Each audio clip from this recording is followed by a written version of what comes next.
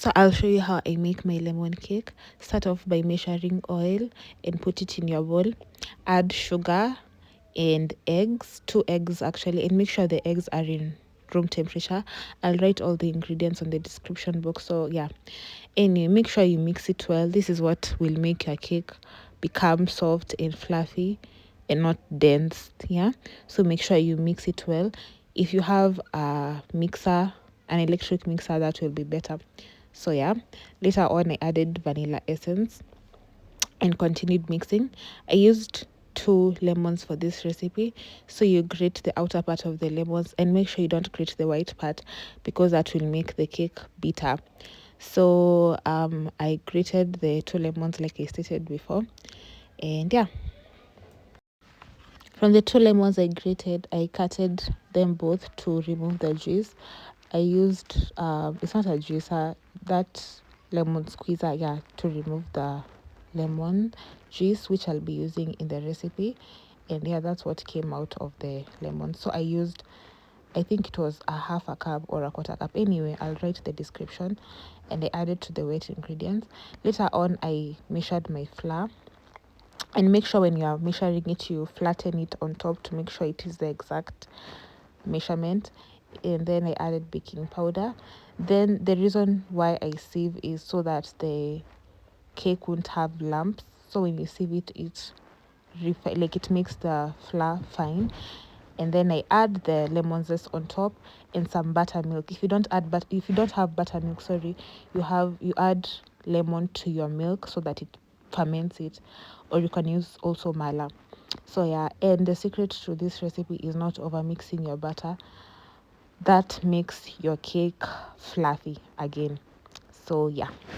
I swear that I'm sober. Just listen, I miss you. And I know that I said all these things, but now when you're with her, I can see that.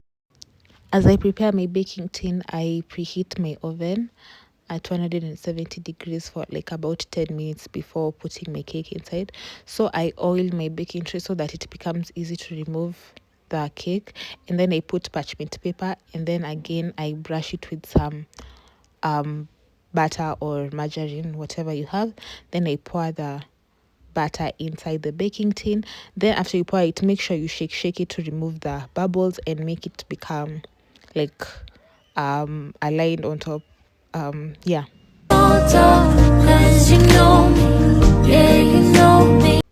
About 45 minutes later, the cake is ready. But also, just to make sure, you can poke a toothpick, and if it comes out clear, then it is ready.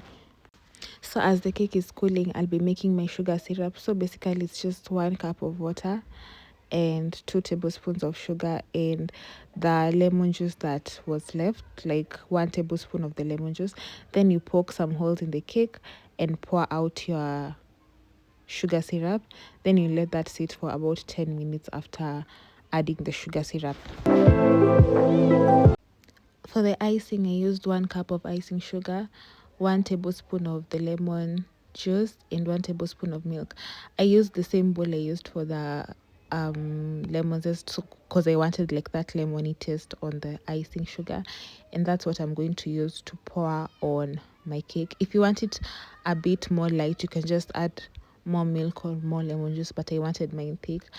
And yeah, after the cake cooled, that's when I put my icing sugar, and that's how it turned out. Yeah, so good. Me like nobody